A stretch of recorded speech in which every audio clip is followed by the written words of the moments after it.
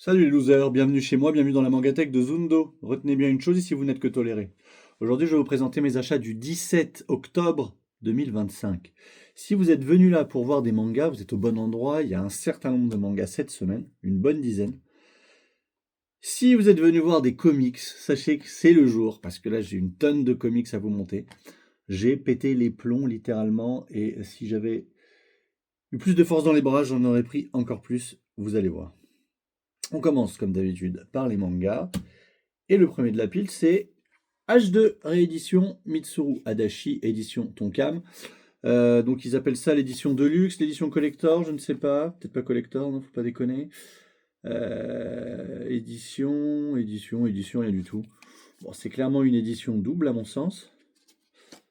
Alors qu'est-ce que ça fait ça?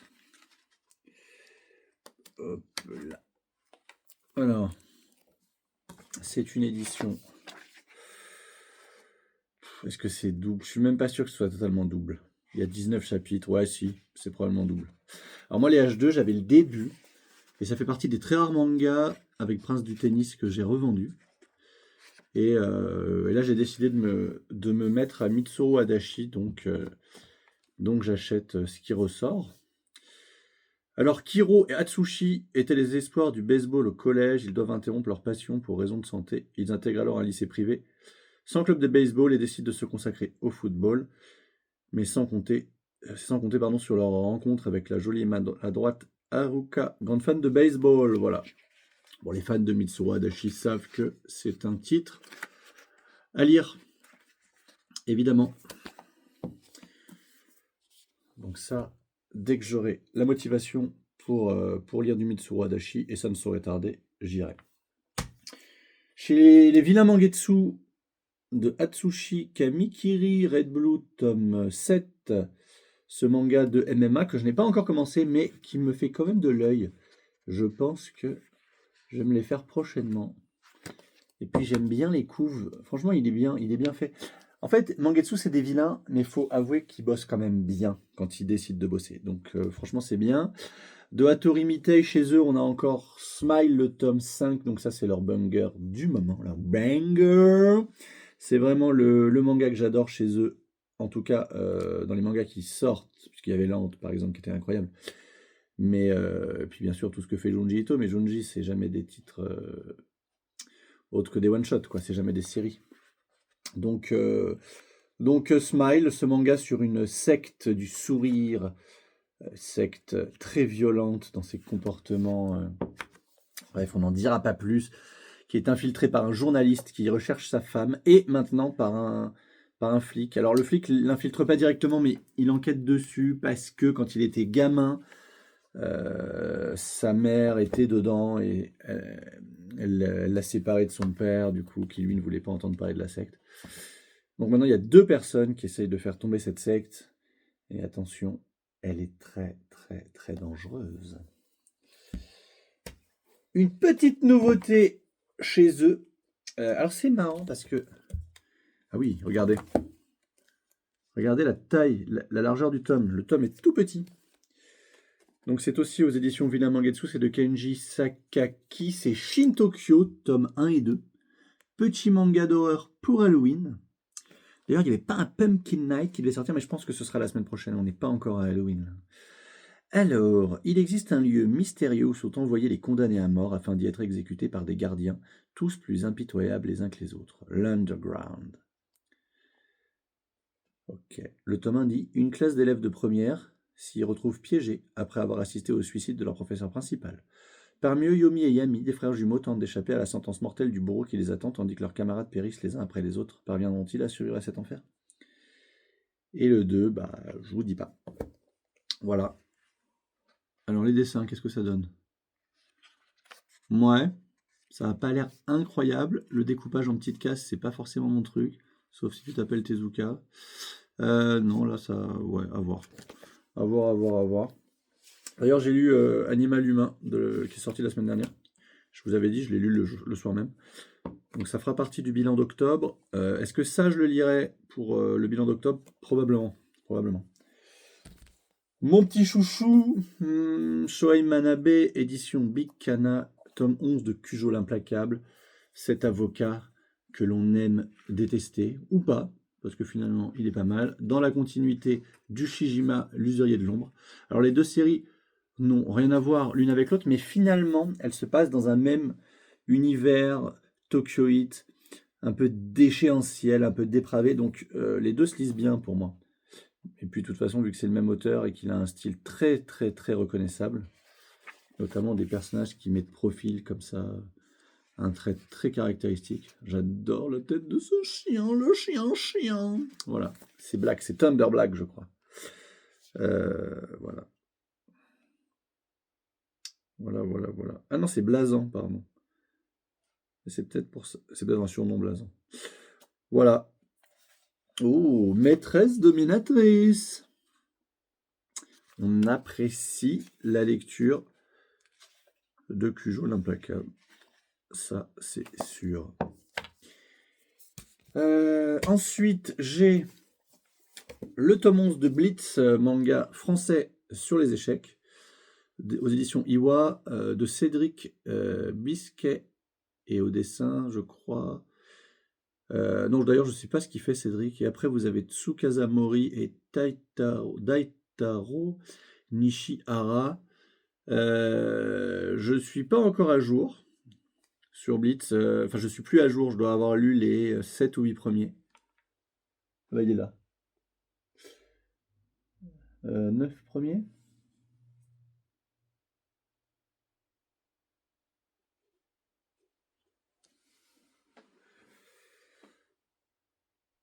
J'ai eu les 7 premiers.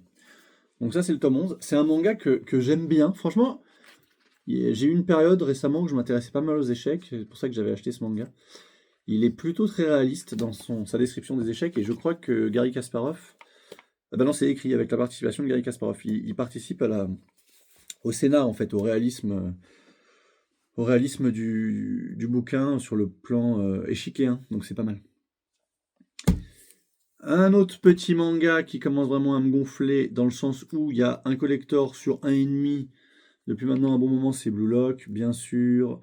Meneyuki Kaneshiro Yusuke Nomura, tome 29, édition collector avec dedans une jaquette réversible, 4 badges, 4 planches de stickers, 8 clean cards. Je montre, c'est là, on est bon. Après moi, Blue Lock, je suis à jour, j'aime vraiment bien. Là, on va entamer le match décisif entre le PXG et le Bayern München, donc le Bastard München. Donc ça, je vais me le faire prochainement. J'ai hâte, mais par contre, j'en ai marre des collectors. Et Blue Lock, épisode Nagi, tome 6. Est-ce le dernier? Non, c'est le 8 le dernier, je crois. Donc ça, c'est le spin-off que je n'ai pas encore commencé, mais ça ne saurait tarder. Plus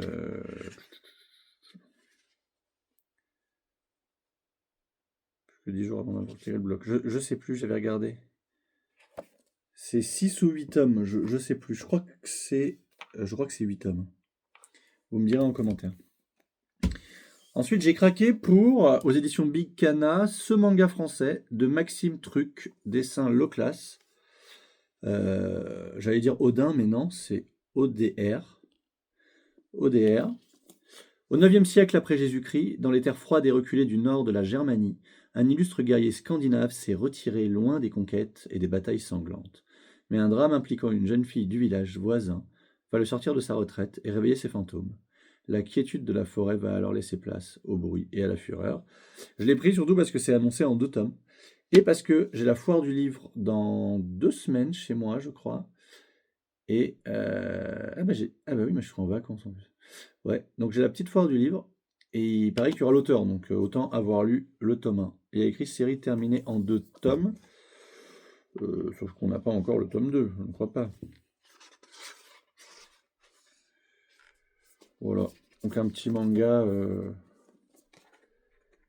ouais ça, ODR qui veut dire, ça se prononce Othre, et ça veut dire rage, en vieux norrois. Voilà donc rage.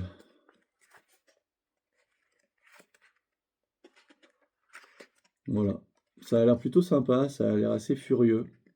J'ai hâte de découvrir ce petit manga français. Ce Franwa alors peut-être? Ou Manfra? Enfin j'en sais rien. Et je m'en fous. De Ezuto Emu, d'après les personnages de Tsukasa Ojo, bien sûr. Le tome 4 du spin-off de City Hunter, La vie pas si paisible de Umibozu, probablement un chef-d'œuvre, pas du tout, probablement un manga bien naze, mais c'est en 5 volumes, c'est le spin-off, ça se prend, ça se lit et ça s'oublie. Par contre, nous avons également un autre tome alors là, vraiment de Tsukasa Ojo, et par contre, là, on est sur une petite pépite, c'est bien sûr le tome 4 de Family Compo, cette famille dans lequel tout le monde semble avoir un sexe qui ne lui correspond pas de manière natale, j'ai envie de dire. Ou pour le résumer, c'est sympa, un marque-page à chaque fois. Ou pour le dire plus facilement, tout le monde est travesti. Voilà, voilà. Family Compo. Oh, bah, il y a même les pages couleurs, vous voyez. Voilà, voilà. On aime l'édition, elle est très belle. Dernier manga. On parlait tout à l'heure du dieu Osamu Tezuka. Tome 8 de Le Blackjack aux éditions Isan qui reprend les chapitres 105 à 116 avec un chapitre bonus, tiens. Comme je vous l'ai dit, moi je les ai déjà en bunko, mais je les reprends parce que tout ce que fait Isan, de toute façon, c'est tellement qualitatif que comment passer à côté. C'est la petite pépite, c'est le petit bijou. Donc Blackjack, c'est probablement le meilleur manga de Tezuka. C'est l'histoire d'un médecin, un médecin marron, comme on dit, qui accepte d'opérer tout et n'importe quoi et qui arrive à opérer tout et n'importe quoi, mais moyennant une très grosse somme d'argent. Et toujours accompagné de la petite Kaneko, je crois. Comment elle s'appelait? Non, Pinocchio, qui est un tératome fœtal. Enfin, vous regarderez. Ouais.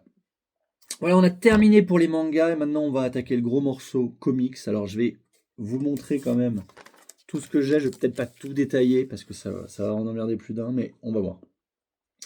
Alors déjà, je vais vous montrer la réception de ce mois-ci, à savoir les tomes 12, 13 et 14 de la collection Ultimate, édition intégrale Ultimate. Alors là, je suis en train de lire le 12. Le 12, c'est Ultimate Adventure. Ultimate Adventure, c'est un peu l'ovni de la saga Ultimate. Ça reprend toute la série Ultimate Adventure, donc du tome 1 au 6, et un épisode de Spider-Man Tangle Web 13, qui est en fait dessiné et scénarisé par les mêmes personnes, mais qui n'appartient pas, je crois, à l'univers Ultimate, mais vous me corrigerez si je me trompe. Donc la série Ultimate Adventure, c'est une sorte de série plagiat, entre guillemets, plagiat assumé de Batman, dans laquelle vous avez un mec qui s'appelle Dark Owl, enfin Owl, donc hibou, enfin c'est une sorte de hibou en fait, j'avais regardé, c'est une race de hibou. En plus, c'est pas la chauve-souris, c'est le hibou. Et vous avez le petit gamin qui progressivement va se mettre dans la peau de son acolyte, donc à savoir Robin. Le dessin n'est pas désagréable, hein. D'ailleurs on y croise aussi les Ultimates. Là par exemple, vous voyez, qui sont les Avengers de la continuité classique. Mais bon, pour l'instant ça ne me transcende pas, j'ai presque fini, bon voilà. Ensuite, celui qu'on attendait, Daredevil et Elektra, avec la série Daredevil et Elektra, donc qui compte 4 numéros, et la série Ultimate Elektra, donc Ultimate Daredevil et Elektra 1, 2, 3, 4, Ultimate Elektra 1, 2, 3, 4, 5. Voilà. Donc au dessin, vous avez Salvador Larroca, pour tous. Et puis au scénario, c'est Greg Rucka pour Daredevil Elektra. Et c'est Mike Carey pour Elektra. J'ai pas dit, mais dans le tome précédent, donc je vous ai dit, c'est le même scénariste pour tout. Les numéros, on est sur Ron Zimmerman. Et pour les dessins, on est sur Duncan Fegredo. Je ne connais pas. Puis, on réenchaîne avec Spider-Man. Et là, on arrive sur les numéros que je n'avais pas, puisque, en fait, en gros, ça commence le deuxième omnibus. Moi, j'avais juste le premier. Donc, vous avez les numéros 40 à 46 de Spider-Man. Et ensuite, vous avez la mini-série Sinister Six, le prologue et les 7 numéros. Donc, en gros, les 8 numéros. Spider-Man, c'est toujours scénarisé par Brian Michael Bendis, toujours dessiné par Mark Bagley. Et Sinister Six, c'est scénarisé par Brian Michael Bendis et dessiné par Joe Quesada pour le prologue, puis Trevor Hersin pour le reste. Et ça reste ce qu'on aime. Si vous avez des gamins qui commencent la lecture, donc je sais pas, genre 7 ans, on va dire, bah mettez-les à Ultimate Spider-Man. Pour moi, c'est la meilleure porte d'entrée dans les comics. Ensuite, qu'est-ce que j'ai pris? J'ai pris Magneto, le Testament en must-have. Il n'existe qu'en must-have. Il contient les épisodes de la mini-série Magneto de 2008, volume 1 à 5. Donc ça a été dessiné, scénarisé en 2008. Greg Pak pour le scénario. Carmine Di Giandomenico pour le dessin. Le monde entier connaît Magneto, celui que l'on surnomme le maître du magnétisme. Est un défenseur radical de la race mutante, au point de haïr parfois l'espèce humaine. Découvrez l'enfance de ce leader controversé lorsqu'il n'était que Max Eisenhardt, un jeune écolier juif confronté aux atrocités de l'Allemagne nazie en 1935. Donc ça nous raconte l'enfance de Magneto. Ça se passe en 2008 et c'est ce qui a inspiré une partie du film X-Men First Class, X-Men le commencement. Voilà. Maintenant vous savez. Vous savez. Donc voilà, quand vous lisez sur l'étoile héroïque l'ordre de lecture de X-Men, ils mettent ça en premier, avant même les intégrales. Et un petit comics offert, le Deadpool vs Wolverine, qui contient l'épisode Deadpool Wolverine / Them Up de 2025 et les 2 numéros de Pooluminati. Voilà, ça c'était offert, donc quand c'est offert, on prend. C'est offert de bon cœur, on prend. Et maintenant, j'ai totalement craqué mon slip. Alors, je tiens à dire quand même que ma femme m'en a offert 2. Elle avait un truc à se faire pardonner. Donc elle m'a apporté celui-là au cabinet, les New Warriors, 1991-1992. Et un autre que j'avais déjà, le Silver Surfer, que j'ai fait changer, et que j'ai fait changer, disons, pour le Ant-Man qui vient de sortir, 71-79. Voilà, donc je vous fais pas le listing, ils contiennent tous ces épisodes-là. Vous regarderez vous-même si ça vous intéresse. Je me suis trouvé à 30 € neuf sous blister, incroyable parce qu'il est totalement introuvable, ou à 2000 € sur Amazon. Il était neuf, hein, je l'ai déblistéré, le tome 2, donc le 1965 de X-Men, qui contient les volumes de l'année 65, les 7 volumes, plus quelques 5 pages d'épisodes sortis en 67-68 qui en fait sont des épisodes qui permettent d'avoir la genèse des premiers X-Men. C'est assez bizarre de les avoir mis là, mais ce n'est pas dérangeant. Et ensuite, et vous allez comprendre pourquoi je n'en ai pas pris plus, le Hulk qui vient de sortir, 96-97, sachant que le Ant-Man vient aussi de sortir cette semaine. Submariner 69-70, c'est totalement dans le désordre. Hein. X-Men 91, volume 1. Avenger 84-85. Defender 79-81. Carnage 91-93. Wolverine 90-93. Werewolf by Night 73-74. Et le petit chouchou, Venom 92-93, vive Todd McFarlane. Voilà. Vous comprendrez que je ne vous les détaille pas, ça a été un achat totalement impulsif là. On refera des vidéos, je pense qu'on refera, moi je serai totalement motivé, vous me direz en commentaire si ça vous intéresse, quand je maîtriserai encore un peu mieux les intégrales. Et regardez, j'ai toute la liste des 416 intégrales sorties et de ce qui est à venir pour l'année prochaine. Ça me permet de maintenir à jour. Donc si ça vous intéresse, dès que je suis au point sur certaines intégrales, je ferai des épisodes dédiés, je pense, à certains personnages. Peut-être pas les très grands pour l'instant, parce qu'il y en a beaucoup en rupture et je vais avoir du mal à tout avoir. Mais on fera, je pense, pour les séries plus courtes, notamment Silver Surfer, qui est mon chouchou. Mais par pitié, laissez-moi les lire avant. Là, je suis en train de terminer Daredevil. Et puis après, on verra. Ah oui, j'ai lu Hulk. Incroyablement nul, la première Hulk. Là, c'est vraiment pour les complétistes de chez Complétistes, c'est illisible. Voilà. Bon, j'espère que cette vidéo vous aura plu. Je suis envahi d'intégrales, il n'y a plus de place. Je dois rendre l'antenne. À vous les studios.